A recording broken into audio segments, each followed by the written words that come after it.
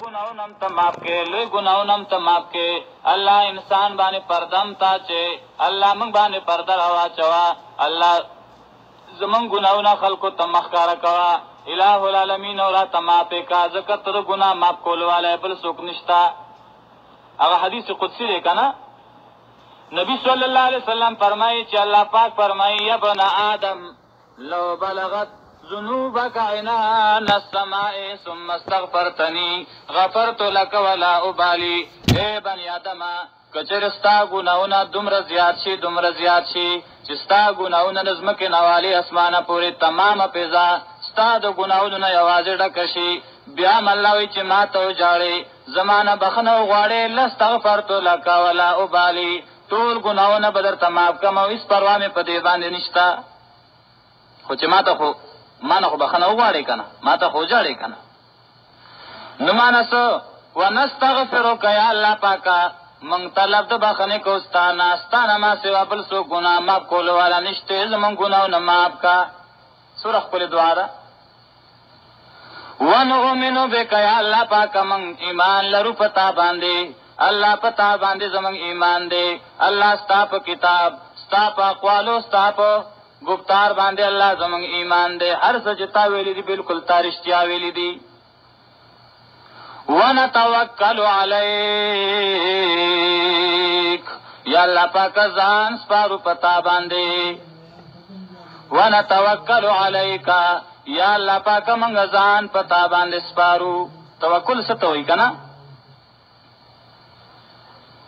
توکل خو عربي ده پښتو کې توکل د لفظ څه مطلب دی ونتوکل علیک یا الله پاکا زمنګ اعتماد او زمنګ بروسه صرف او صرف ستا په ذات باندې دا الله من کمزور یو الله ته په هر څه باندې قدرت والای توکل دی ته وي خپل ځان عاجز ګڼل او چا باندې چې ځان سپاره چا چې توکل کې ناغه د قدرت والا ګڼل ونتوکل علیک یا الله پاک من پتا باندې توکل کو مفسرین حضرات ذکر کوي توکل کې درې خبرې لازمی دي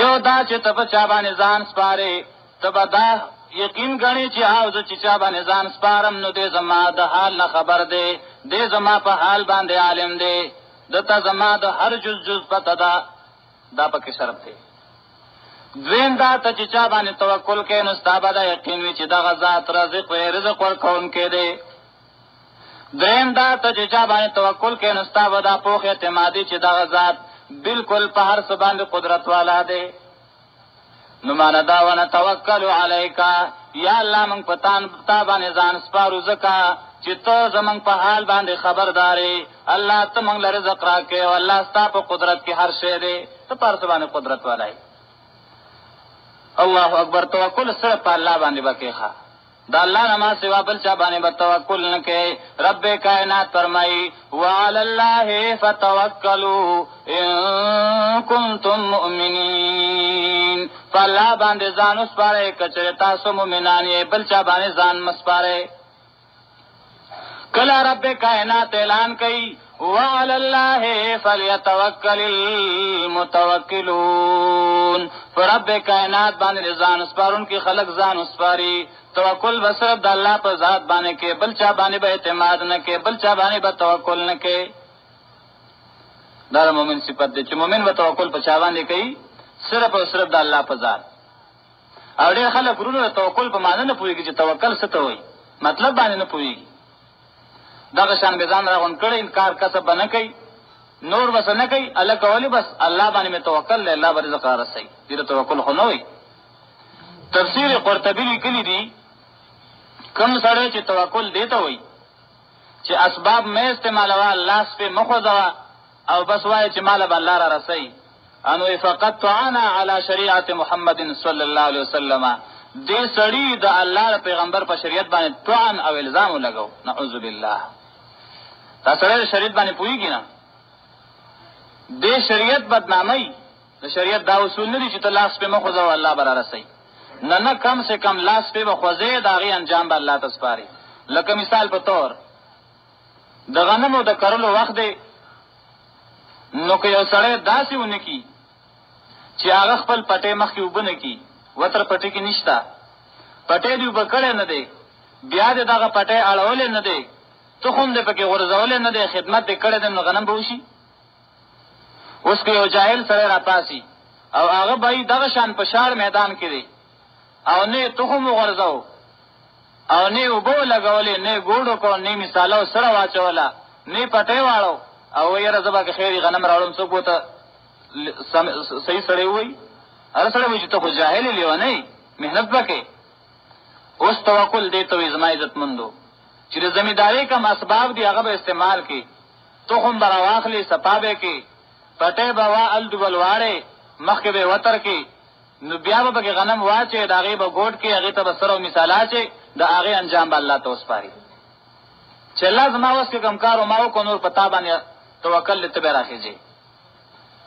توکل دې ته وایي چې اسباب مستعمل کو، د هغې انجام الله ته وسپاره.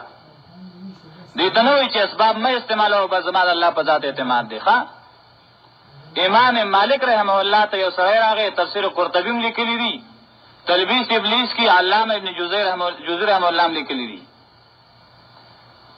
وایي امام مالک رحمه الله ته یو سړی راغی، ورته وایي زه حج لزم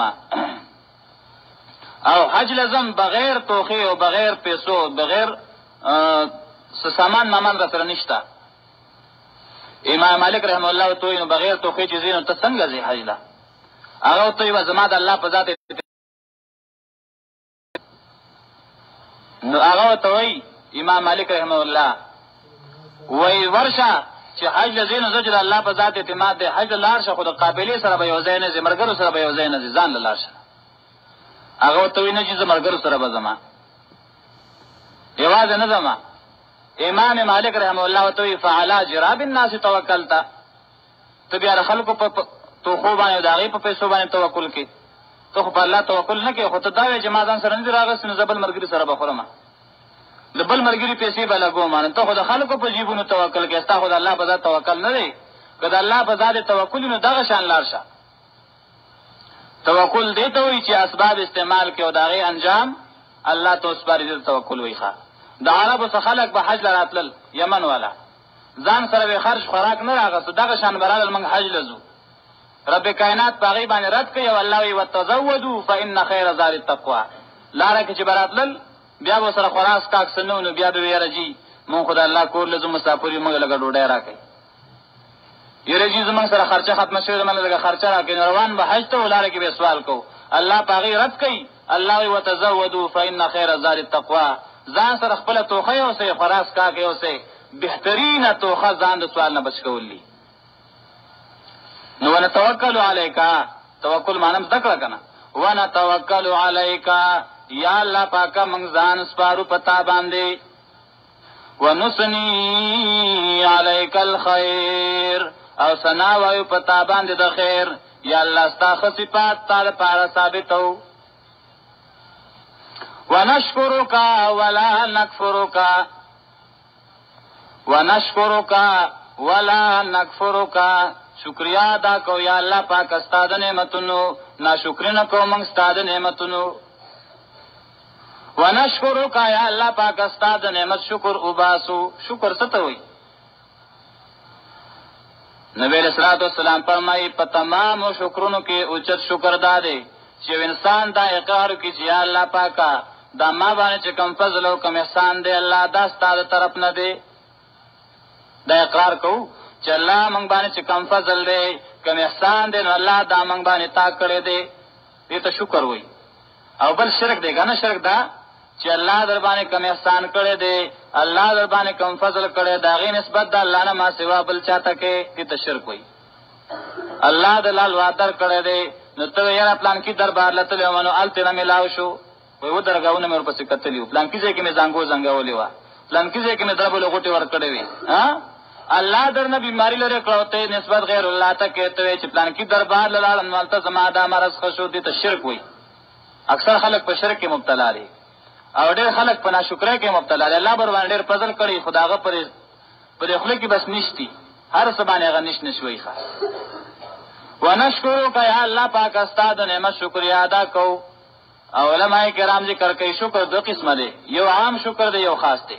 عام شکر خدا دی چې بس په خولې دا اقرار وکړي د الله حمد او ثنا یاده کړي چې الله دا نعمتونه ټول ما باندې تا کړي او شکر خاص دیته وي چې په خولې به اقرار کوي چې دا نعمت ما باندې الله کړی دی، په زړه کې به دې تصدیق کوي او په اندامونو باندې به د شریعت خلاف نه کوي، دې ته شکر خاص وي.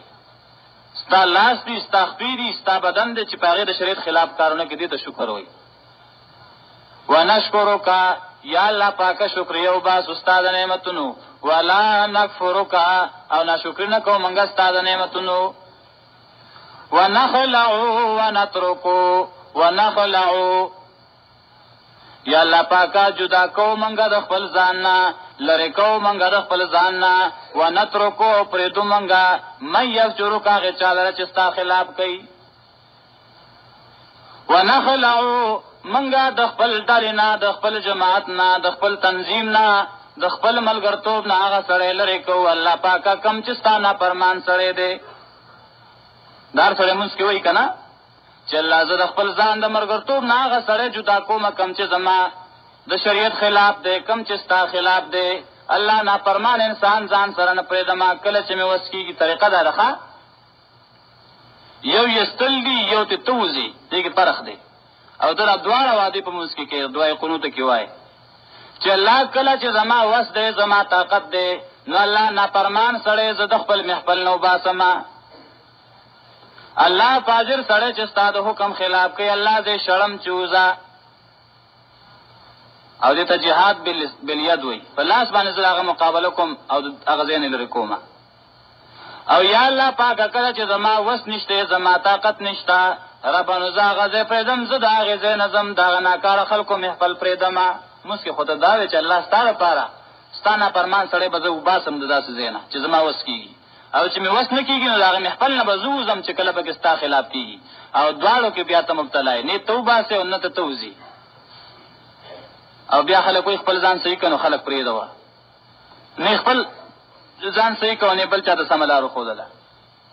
نه مسلمان وای دي چې د وس کېږي نو بل به منې کې، او چې د وس نه کېږي په خپله باندې به ځای راغې ځای نه هغه ځای به پرېږدي.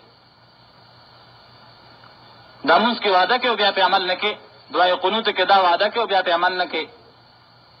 اللهم ایاک نعبد ولک نصلی یا الله پاکه خاص تا عبادت کوو منګه. اللهم ایاک نعبد یا الله پاکه خاص تا عبادت کوو منګه، ستا نه ما سوا د بل چا عبادت نه کوو. د عبادت اقسام مخکې تېر شوي که نه، ګوره د ژبې عبادت جدا دی، د ژبې باندې به بل چا صفت نه کوي، د بل چا تعریف نه کوي، بل چا ته رامدد شي به نه وایي، بل چا نه به سوال نه کوي. رکوع عبادت دی د الله نه ما سوا بل چا ته به رکوع نه کوي. سجده عبادت دی الله نه ما سوا بل چا ته به سجده نه کوي. مال نظر نیاز عبادت دی د الله نه ما سوا د بل چا په نوم باندې به نظر شکرانې نظرانې نه ورکوي. اللهم ایاک نعبد یا الله پاکه خاص تا عبادت کوو منګه، ستا نه ما سوا د بل چا عبادت نه کوو. ولک نصلی یا الله پاکه تا دپاره منګه مونځ کوو. ونسجدو یا الله پاکه تا ته موږ سجده لګوو. الله ستا د رضا دپاره موږ سجده لګوو، ستا نه ما سوا بل چا ته موږ سجده نه لګوو. که اولیاء دي نو هغې ته سجده لګول کفر او شرک دی، که انبیا دي نو هغې ته سجده شرک دی، که بت دی نو هغې ته شرک دی، که قبر دی نو هغې ته سجده شرک دی. ځکه ته وایې چې ونسجدو یا الله پاکه تا ته سجده لګوو بل چا ته سجده نه لګوو. سجده د الله حق دی. پیغمبر اسلام صحابي رکاوی وته ما ته به سجده نه کوي، سجده د الله حق دی. یو روایت کې راځي نبی علیہ الصلوۃ والسلام ته اعرابي راغی وته وایي د الله پیغمبره ستا په صداقت باندې به څوک شهادت وکړي چې ته رښتینی پیغمبر یې؟ د الله پیغمبر ورته وایي هغه ونه چې دا به زما لپاره دا شهادت وکړي چې زه پیغمبر یم. هغه ونې ته وایي راشه، دا معجزه وه د پیغمبر علیه السلام. هغه ونه را روانه د حدیث پاک کې راځي ځمکه داسې شته لکه چې مخکې ورته خلک په خپله ځمکه شته، دا ځمکه شته او سره د جاړو پکې را روانه ده. هغه پیغمبر اسلام خواله راله ودرېده نبی علیہ الصلوۃ والسلام ته وی وایا اشهد الله اله الا الله واشهد ان محمدا عبده ورسوله. هغه ونه आवाज کوي اشهد الله اله الا الله واشهد ان محمدا عبده ورسوله. درې کرته د الله پیغمبر کلمه شهادت وای، درې کرته غونم کلمه شهادت وای. نو هغه ربي هغه پیغمبر کریم صلی الله علیه وسلم ته وای ما ته واجب ته سجده وکما ته خو چت سړی. نبی رسول الله والسلام ته فرمایي نه بغیر د الله بل چاته سجده جایز نه ده، او که بغیر الله بل چاته سجده جایز وي نو ما بخود ته ویلې چې خپل خاوندانو ته سجده وکړي، او بغیر الله بل چاته سجده جایز نه ده، نه بکې خزم خپل خاوند ته سجده. نو معنا ونسجد یا الله پاک صرف تاسو سجده کو، بغیر د الله نه بل چاته به سجده نه کې. و الیک نسعى یا الله پاک خاص تا طرف ته منګ منډه و استا طرف ته کوشش کو، منډه بد الله طرف ته بل چا طرف ته نه. ونحفظ یا الله پاک من حاضر یو استا خدمت ته، الله ستاره دین خدمت وکاو. یا ونحفظ یا الله پاک استاد حکم تابعدار یو منګه. ونرجو رحمتک یا الله تمک استاد رحمت، الله استاد امید رحمت منتظر یو منګ باندې خپل رحمت راولېګا. ونخشى عذابک یا الله پاک موږ یریږو استاد عذابنا. الله دې موږ تاسو په خپل منځونو باندې پوهیږي. دا چې سره په خپل مسپیګو سره خوان بکې مو خاصه کته برکیو کنه. ونخشى عذابک یا الله پاک موږ ستاسو عذاب نه یریږو، معنا موږ د خپل عذاب نه بچکا. ان عذابک بالکفار ملحق یا الله پاک یقینا ستا عذاب کافرانو پورے پیوسته کېدون کې دی. الله ستا عذاب کافرانو باندې راځي، الله کافرانو باندې دی راشي، خو مسلمانان ته بچکا. ان عذابک بالکفار ملحق دا دعای قنوت معنا وا. نو پکار دی چې موږ دعای قنوت معنا زده کو، موږ د موږ معنا زده کو، اسنه چې ښکته برکیږي زموږ د خپل موږ معنا ناراضي. الله وی فویل للمصلین داسې مسکون کې تباہ او برباد شي، هلاکت دي داسې مسکون کو د پاره. الذين هم عن صلاتهم ساهون هغه کسان چې هغه د خپل موږ مطلب نه خبره دي، اسه ښکته برکیږي. الذين هم يراؤون هغه کسان چې هغه خلکو ته ځان خي، صرف د ریا لپاره ښکته برکیږي، نور مقصد نه ځان خبره د موږ نه. ويمنعون الماعون معمولی غو نشه منه کوي، دومره شوم دی چې معمولی شی منه کوي. علماء لکه مالګه شوا او بشوي لور شو رمبه شو چې څوک ته غوړې غم چر نه ور کوي. د داسې معمولی شی زونه غختل نه او د غیر منه کول نه پیغمبر اسلام منه کړی ده. الذين هم يراؤون ويمنعون الماعون یا معون معنا تفسیر قرطبی کوي چې د حق بیان منه کوي، معمولی شی چې د حق بیان دی هغه په د باندې بدلږي. نو مقصد می دا او زما عزت مندو چې موږ او تاسو خپل مزمانز دکو، الله دې موږ تاسو پر خپل منځونو باندې پوهه کړي، او الله دې سي عمل کولو توفیق را نصیب کړي. واخر دعوانا الحمدلله رب العالمین.